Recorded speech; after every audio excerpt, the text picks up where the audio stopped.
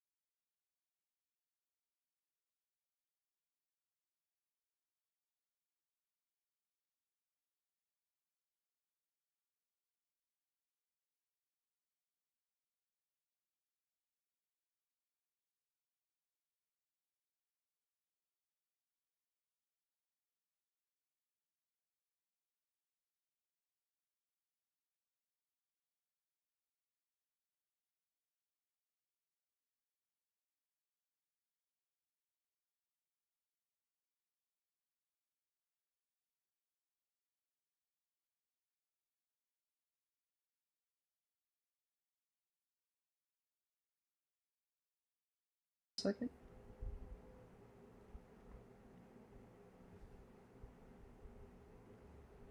All right, everybody, welcome to the Elad Pod.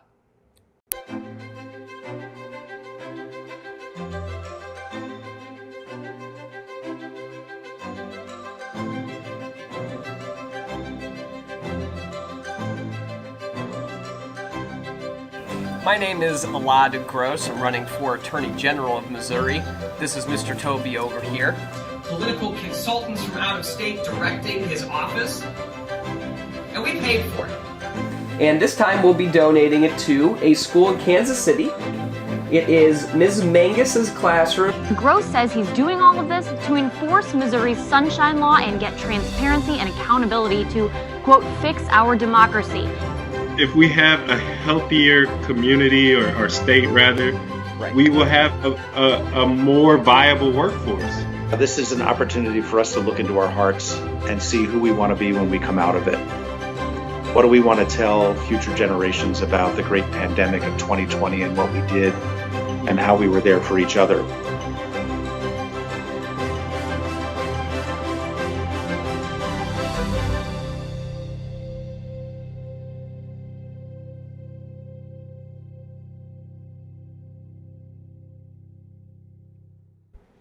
Welcome to the Elad Pod. Thank you all for coming. Really appreciate it. My name is Elad Gross. I'm running for Attorney General of Missouri, and we are so excited to have Chris Arnade with us. I'm going to bring him on and make sure that you all can hear him because he's got a lot of great things to say, and it's a very important conversation, a very timely one.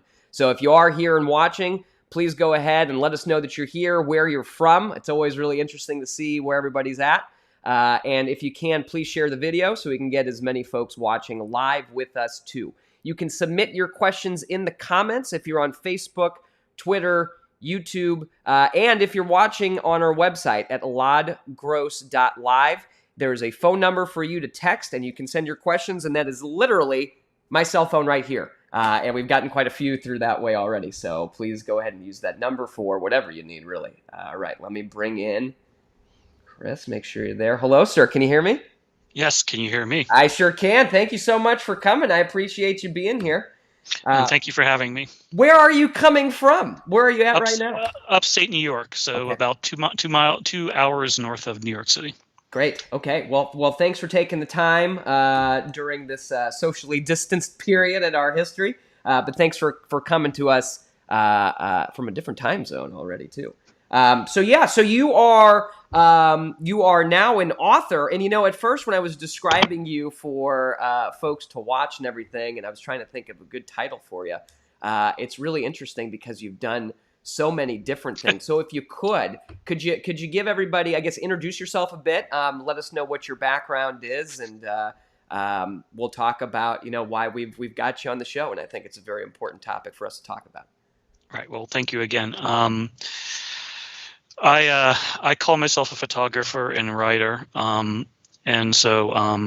prior to this incarnation of being a photographer and writer, I was a banker for 20 years. I worked on Wall Street, and then prior to that, I was a particle physicist.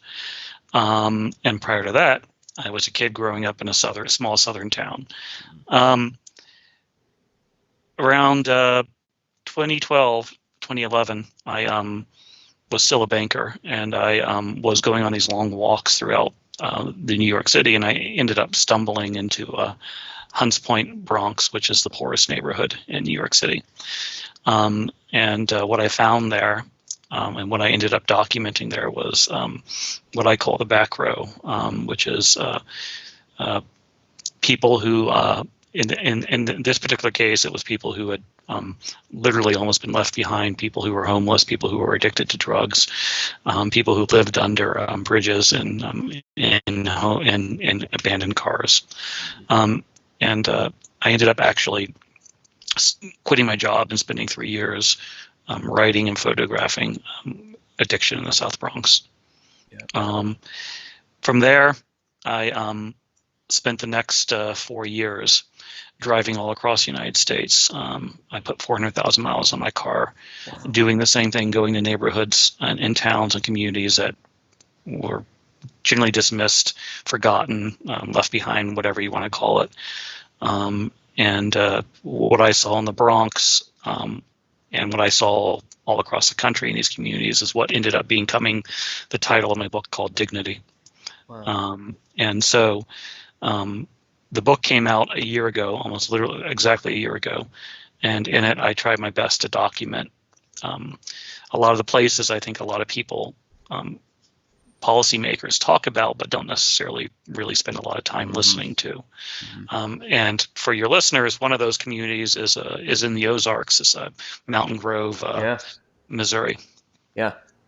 No, that was really exciting to get to it. And I've got to say, this book, very good. It was delayed. I got this book for this interview because I wanted to be respectful, obviously. My wife was like, you better get this darn thing. But this, I started this only a few hours ago, and I'm almost done with the thing. And I was so excited because you actually spent some time. You spent some time in Mountain Grove. You were also in Cairo, in Illinois, which I know a lot of our viewers are very familiar with, and not very far from the Boot Heel and from Cape Girardeau. So I'm interested. How did you end up? How'd you end up going to Mountain Grove? What made you go there? Mountain Grove was one of the last towns I went to over the 4 years, and I spent a lot of time looking at maps, and looking at poverty maps, looking at addiction maps, but also I ended up going to places that didn't get talked about a lot. And I remember I forget the name of the road. There's a road that goes right by Mountain Grove. I think it's a state road. And I just remember there being a Walmart and a McDonald's right off the road, and both attracted me. And then I hadn't heard of Mountain Grove. I mean, I had never, and the fact that when I Googled Mountain Grove, nothing really came up, for me was a sign that it was probably a place that would I think was probably being stigmatized or forgotten or hadn't been truly given the proper look it deserved. But I also try to go to as many different regions as the United States as possible, and the Ozarks is one of the places that I would always pass through, and I would always spend a few hours in a truck stop or what have you, and always be struck with how unique it was relative to the rest of the United States, how it really fits a lot of what I was looking at, which are places that I think are wrongly stigmatized as being kind of poor or left behind or forgotten, and also and badly stereotyped as well. Yeah. So I quite enjoyed Mountain Grove, and I hope I did the city justice in the book. But the Ozarks itself is one of those regions that I think is really, I could spend more time in. It just pulls you in. It's got such a sense of place to it that's so missing in so many other places in the United States. Yeah, and there's a lot. I mean, there's just a lot of beautiful scenery in that area too. Actually, not far from Mountain Grove, there's a town called Kabul, Missouri. Our pronunciations around here, Cairo, Kabul, but it's part of really the identity of the place, which I kind of like a lot. I know some people aren't too happy with how we say Nevada or Versailles or Milan, but I'm a fan. But actually, when I was an assistant attorney general for the state, I did a lot of work with the Department of Corrections. And we had some folks who lived in a town not far from there, Kabul. And the big draw there was, for us, at least for the folks we were interviewing, was the Dairy Queen. So it was interesting when I was reading through and what you just said now, where you were looking for McDonald's around the country. It made me really think about the place when you were describing like the folks that you would see and people would be congregating. It really reminded me a lot of the Dairy Queen there.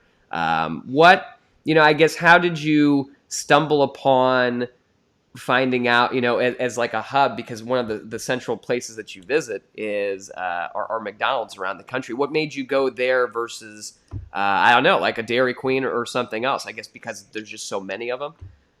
Yeah, they're everywhere. And when my original work was taking place in the Bronx, what I try to document in the book is how my view of McDonald's changed.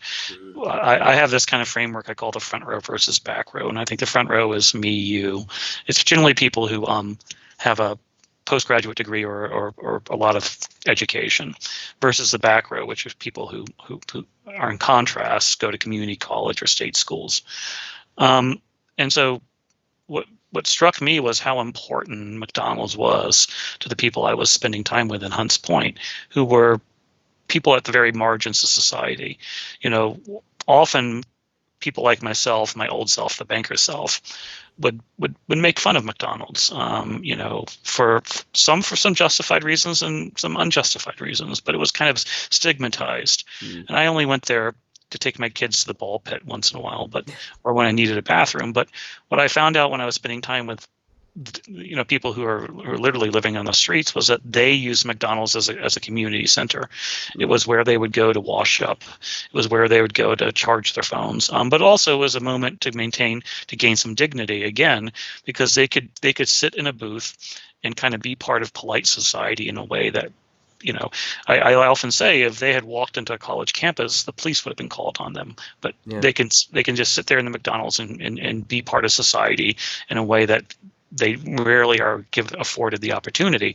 So I was spending a lot of time in McDonald's, but then I started noticing all the morning groups. There's a big morning group in Mountain Grove. About 12 guys, and not just guys. 12 people get together every day, and there's even a plaque. I don't know if it's still there in the Mountain Grove, where there's a plaque that someone wrote a poem about the morning group, and it's right above the table they all sit in the Mountain Grove McDonald's. But and then at night, there are kids who don't have a lot, whose family don't have a lot, who are sitting there playing their Game Boys or playing or playing Fortnite Because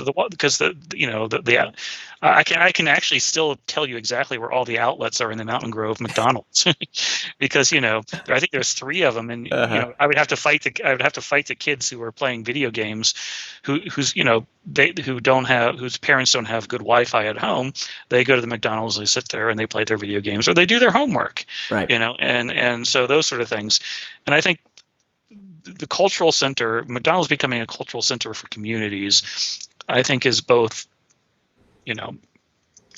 it's both charming at one level, but also I think it's a bit of an indictment of our society that we've built, that we have to, when you think about it, McDonald's are built literally for quick transactions, and yet they become places where people build communities and find friendships, and that tells you a lot about the fact that the other forms of community have fallen apart, such that people have to create community in McDonald's, one of the few places that works.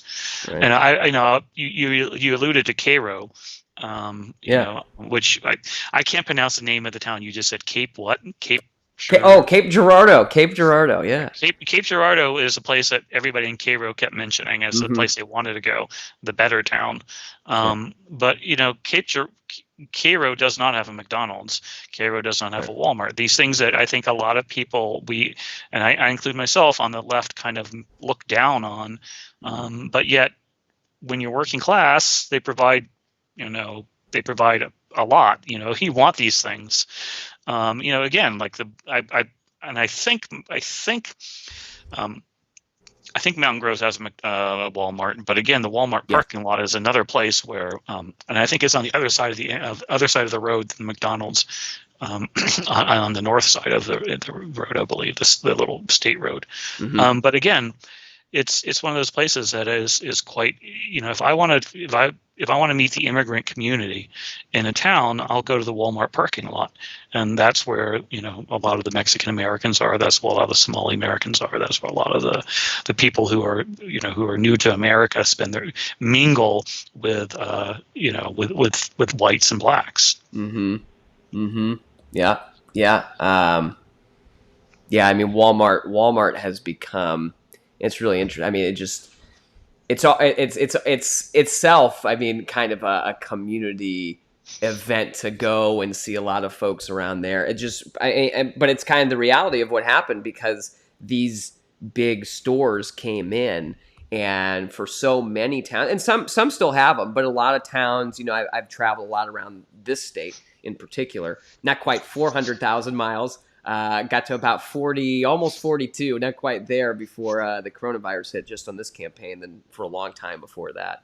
But it's interesting because just like how some towns have adapted, but around the courthouses, which is where I often go and check out to see what's happening, there's usually a ring around the courthouses for small towns, and those used to have a whole bunch of businesses in them, and some still do. Some have a few that are left there, but especially when Walmarts have come in, a lot of those small businesses are gone. That's right. Yeah. What I remember about Mountain Grove, though, was the downtown actually is functional, right? More than a lot of small towns, and that really struck me.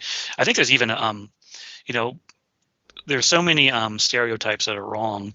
Mountain Grove has a natural food store. I think it's actually near the plaza, and so I think there's I think there's a lot of stereotypes that are.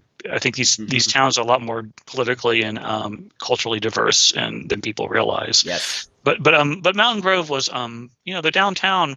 And I think I write about this in the book, is the downtown, the park was actually a functioning scene, the center park, the town square. But no, the McDonald's and Walmarts have had the effect of hurting the downtowns, and this is a problem.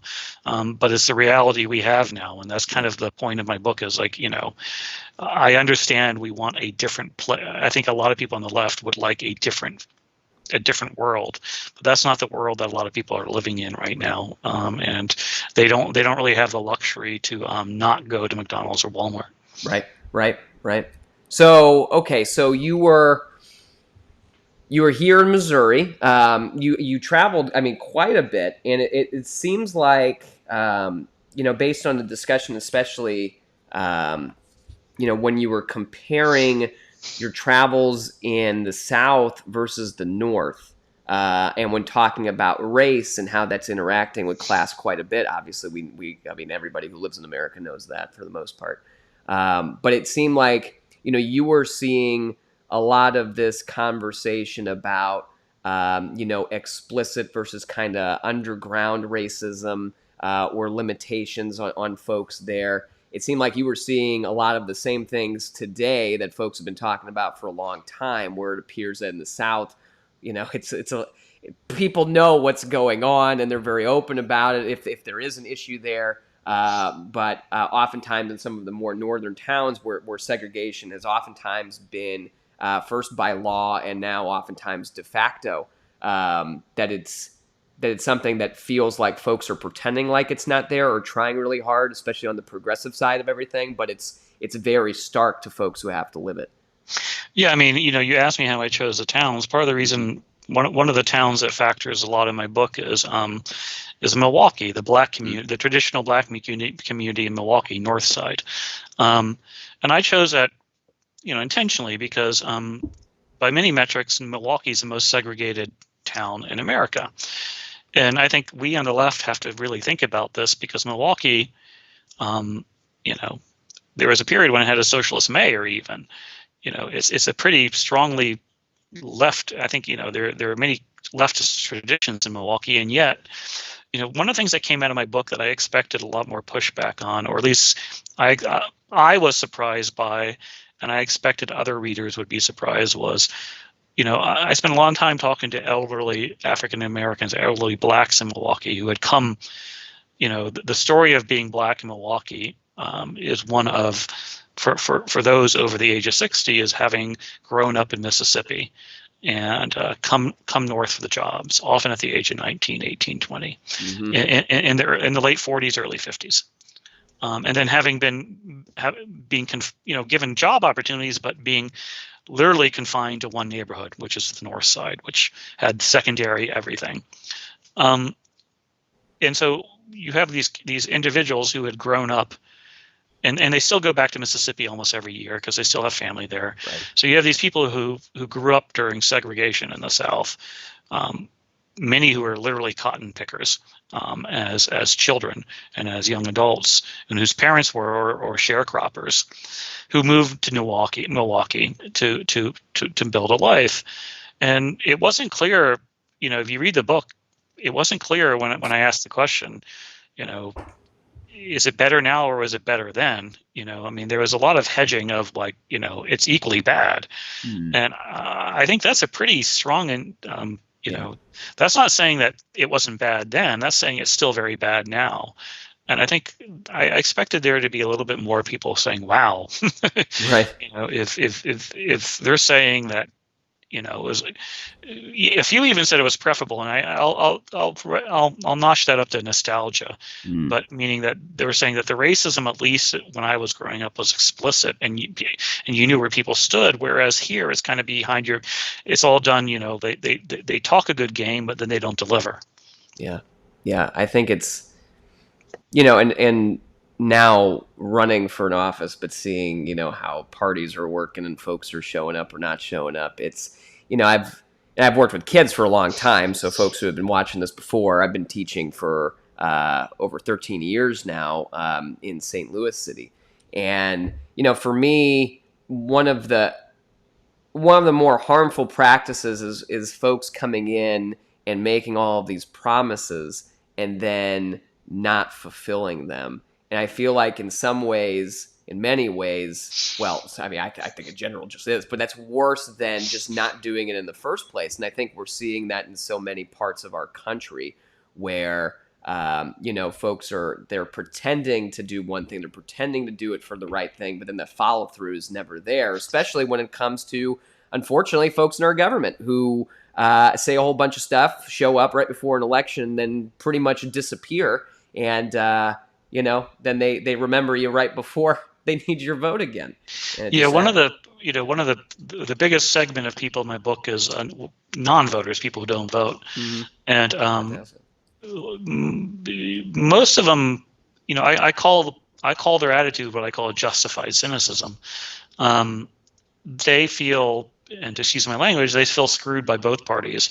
They feel screwed that, and I heard this. One of the things that was interesting was, and it feels so long ago now, but when the election happened of 2016, it was kind of interesting. I think there was a total of 116 counties that voted for Obama twice and then went to Trump.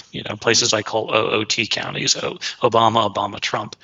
I realized I had gone to like 40 of them, and it wasn't intentional. It was because I was, it was going to places where that had high poverty rates, high drug addiction rates, were, quote, left behind.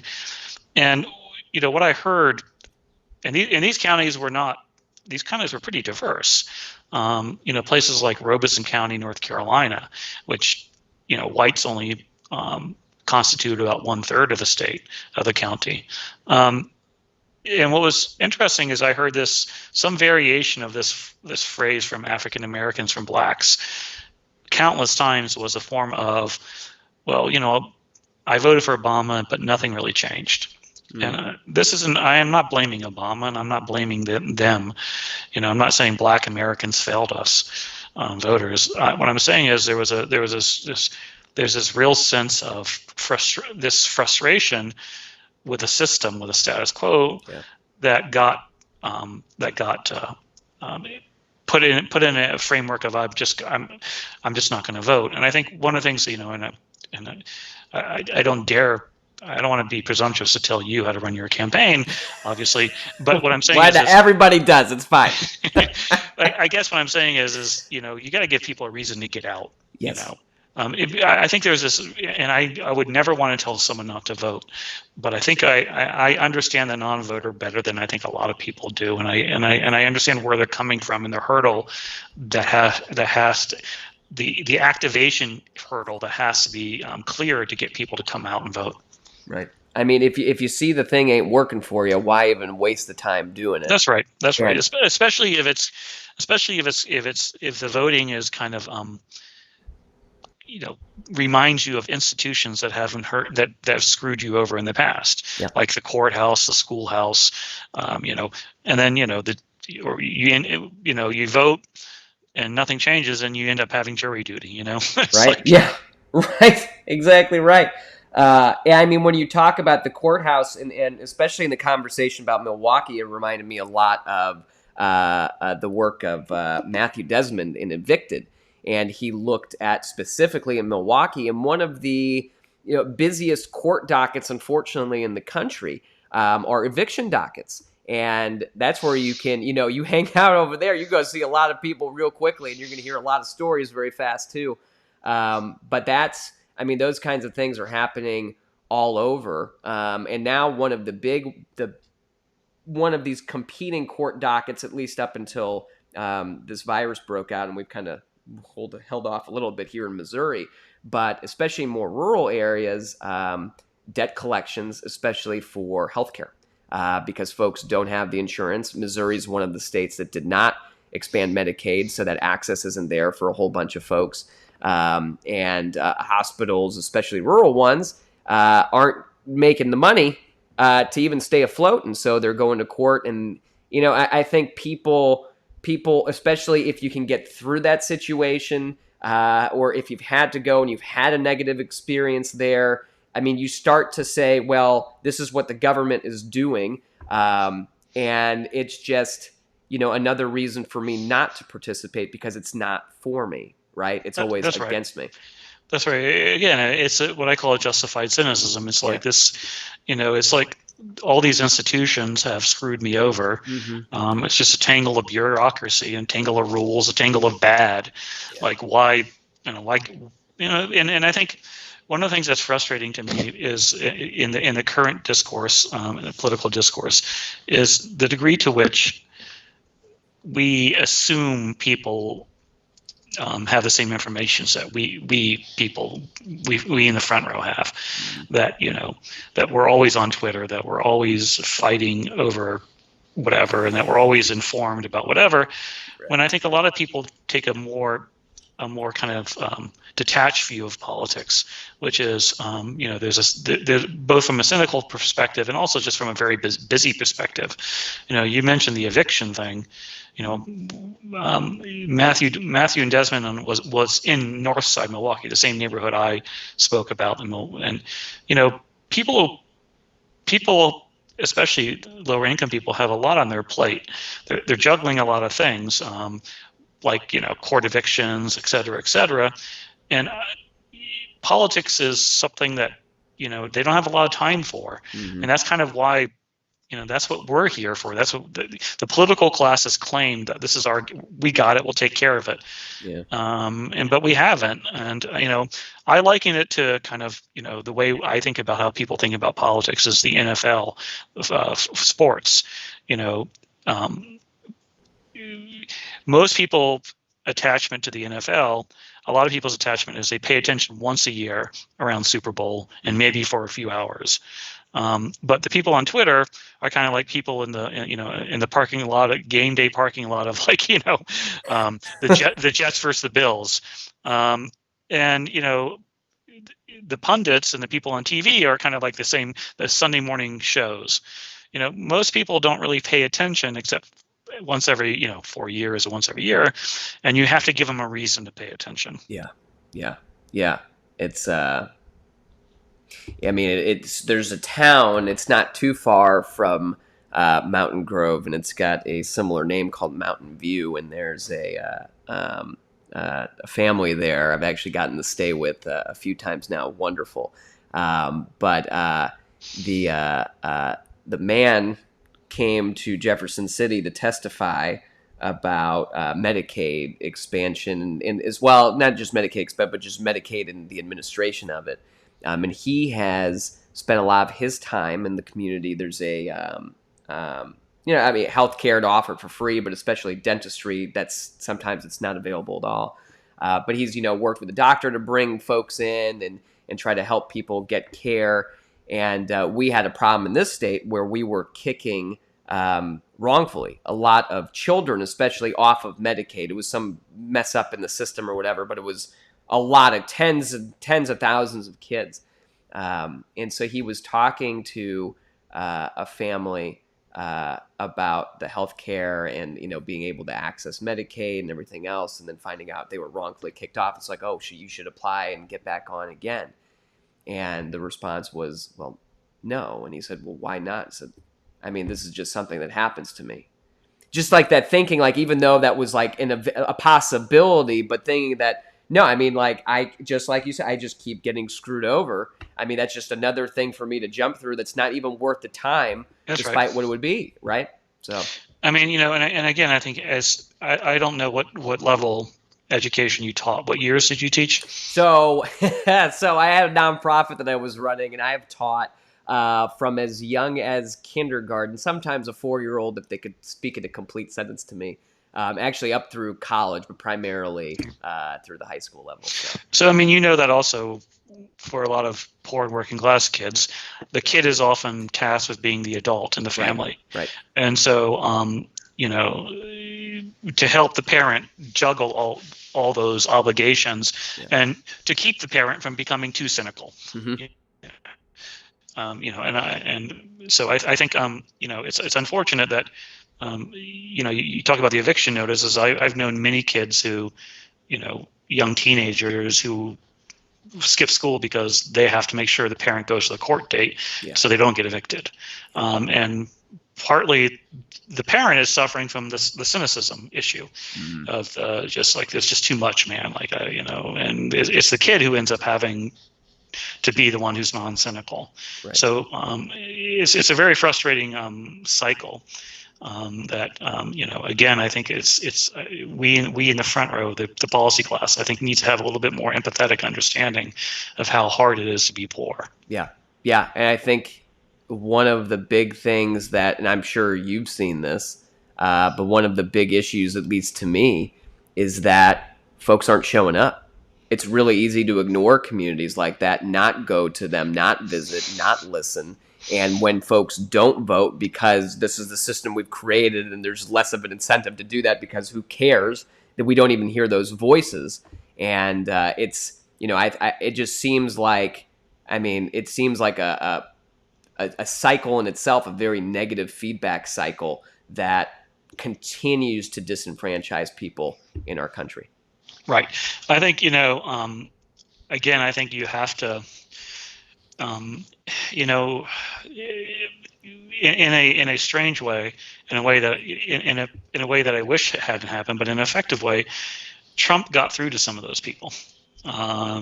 He gave that, it was actually in Cairo, of all places, where, if you've been to Cairo, have you been? Yeah. Yeah. You know where the little tower at the very tip where the Missouri and Ohio rivers hit? I do. Yeah. So I was at the top of that thing, and there was 3 people there. It is actually almost like a Biddenton ad. It was an African black kid, a white kid. They're like 40 years old and Hispanic, and they were all just hanging out, smoking weed. And the guy, for the first time in his life, voted for Trump. He had never voted before. And he voted for Trump because he was like, he said, that's the first time someone motivated me to make me care about. Now, the Tory story took a really ugly turn because he also ended up getting brain cancer, 2 months after the election. And he was saved by the fact that he was in their state had Medicaid, and so he had realized that he felt like he had made a mistake voting for Trump because he felt like he didn't realize the healthcare issues, and I think a lot of people when I talked about that have a hard time understanding that whole issue. But if you spend a lot of time around working class or poor people, a lot of people scolded him for not knowing the issues, but that's not. Honestly, that's not really your job. But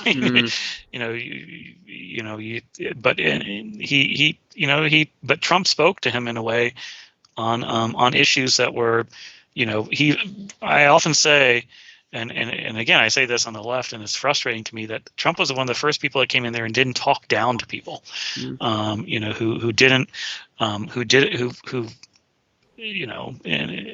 said basically, okay, I'll hear you. Like, as opposed to saying, well, actually, you probably should move, or you probably should, you should probably, learn. I guess the joke online, or the nasty joke online, is learn to code. But basically, you should leave your town and get out, and you should do something different. He didn't say that. What he said was, in my mind, akin to a scam, but at least he didn't tell them you're wrong. Yeah. It's it's really been interesting to me to be in the middle of this and see it, but it seems like folks, especially in the political realm, struggle a lot with communicating effectively to people. And I feel very strongly that's because they don't know who they're talking to in a lot of ways. So, on Twitter, I think Twitter is a great example. Twitter is quite a bit of a bubble where you've got, I think that was a great example. I'm probably going to steal that. I'll cite you. Don't worry. Don't worry. You can steal it. It's great. It's great. But yeah, people are freaking tailgating politics on Twitter. But in real life, if that is the world that you get absorbed into, and it's just like, when I was in law school and I'd come from teaching, literally just like, hey, bye kids, it was, great hanging out, and then go to my first day and almost quit on my first day as a result of that. But the language is so different, and I think if people don't, even if they came from a place before, it's really easy to forget when you're absorbed in this new aspect or side of society if you're never going back and you're never listening to folks. What I say is, I say there are two languages. The front row and the back row speak two different languages, and it's taken me a while to realize that, we communicate two different ways. We have two different philosophies of life, I'm afraid what's happened to us elites, to use that phrase, is that we've become the people who make policy have become so detached from the lived reality of the people who have to live the policy we make, and I don't think it's unlike a lot of people. I don't think we're detached. I don't think the front row, the policy class, the elites are detached out of bad intent. I think they're actually well intended. I think they really do feel like they're doing the best they can, and they really do have good intentions. I just think the problem is they've become so removed from the people that they're making policy for that I think in many cases they're doing damages. They're doing damages because they don't understand that language. You had that place where you were teaching, people who were struggling and then going to law school at the same time, living those two different worlds at the same time. And I had a period when I was literally working as a banker while at the same time on weeknights and some spending my time under bridges and crack houses with people. And it was just jarring. And I remember during my 400,000 miles around the United States, I would go on Twitter, going back to Mountain Grove, I remember, I would quote live tweet some of the conversations I would have. And it was just stunning, the difference between what I was seeing in Mountain Grove on the ground, or in Cairo, or in El Paso, or East LA, or Portsmouth, or Milwaukee, versus what was the discussion on Twitter. And I at some level, I just had to quit Twitter and I quit for like 20 months because I just couldn't handle it anymore, because I kept wanting to tell everybody, you're insane. You're missing, you don't know what's going on in your own country. And I didn't want to be that person who was just yelling at everybody all the time, because I really do think the discussion on Twitter is generally well intended. Like even the people I don't particularly like on Twitter, I think, I just wish they would go out and spend 6 months in Mountain Grove or 5 months in Northside Milwaukee, and then I think they would see things slightly differently. Right. Yeah. No, it's really interesting, because I've known some people who have taken a break from Twitter, have come back, or whatever it is, but. In this time where it seems like with all of this technology, we can be so much more connected in a lot of ways.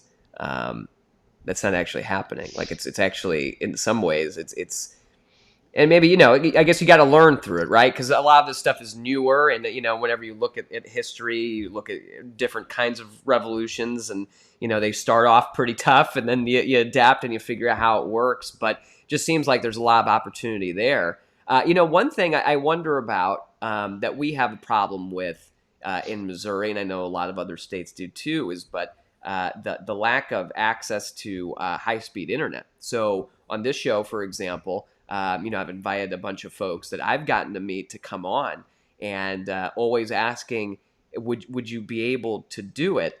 Because I know just like uploading a video or having that kind of interface is darn near impossible with what access is out there. I wonder if did you see that in your travels a lot? I know McDonald's has Wi-Fi, but I don't know if, obviously folks are congregating there for a reason.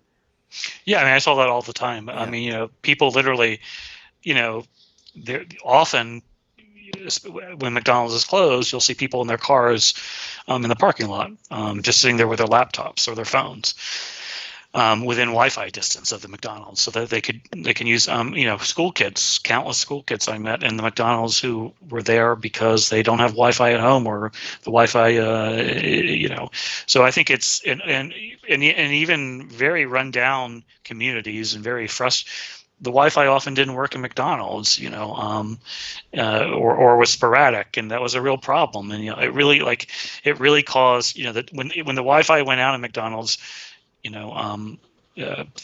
was worse than when when the ice cream machine went out. So right. But so no, yeah, high speed Wi-Fi is a real problem, and especially now when.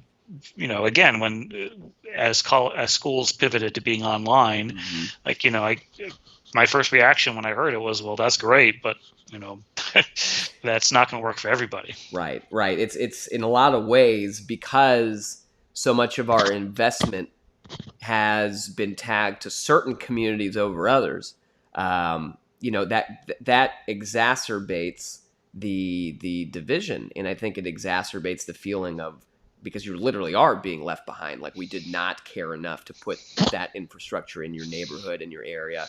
I mean, I've seen that a lot where kids are doing that around schools and libraries too in the St. Louis area.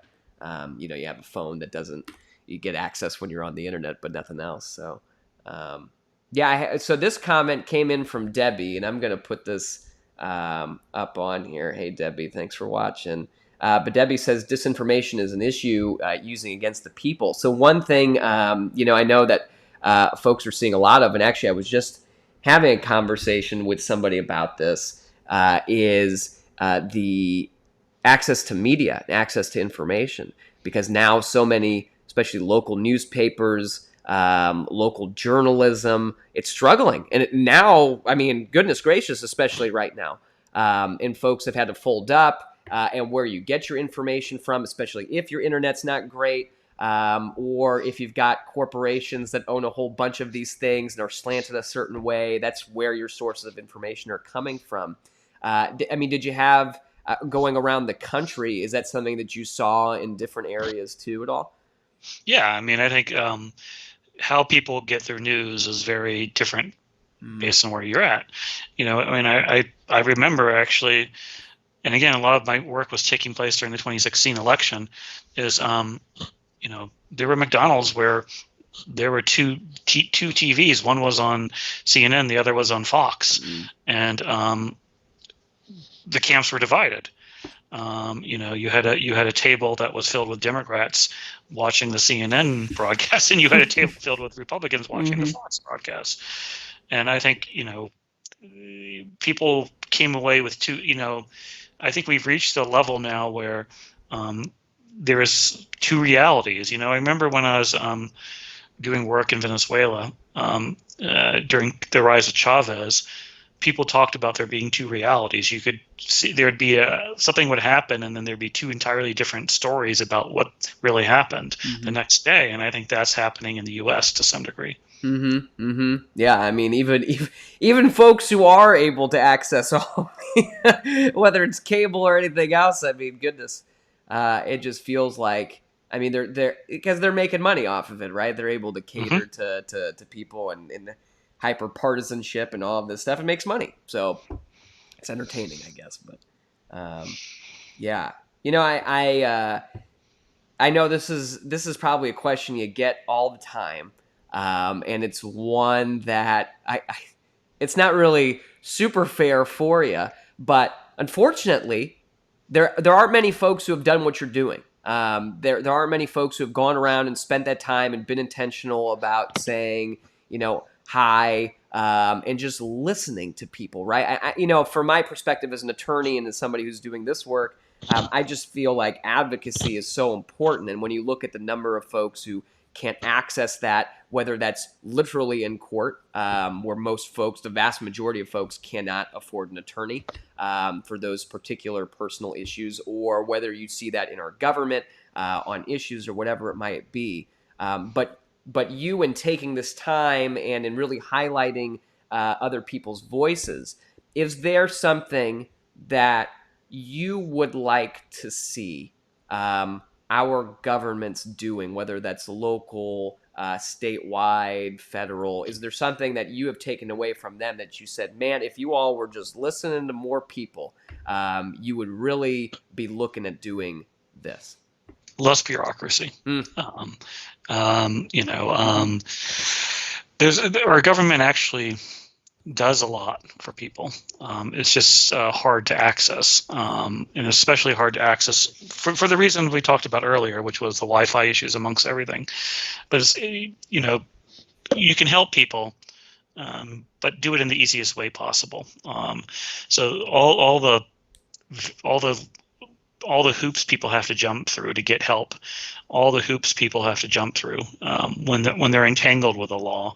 It's just complex, and it's just a bunch of institutions that are to feel very soulless and end up taking dignity away from people.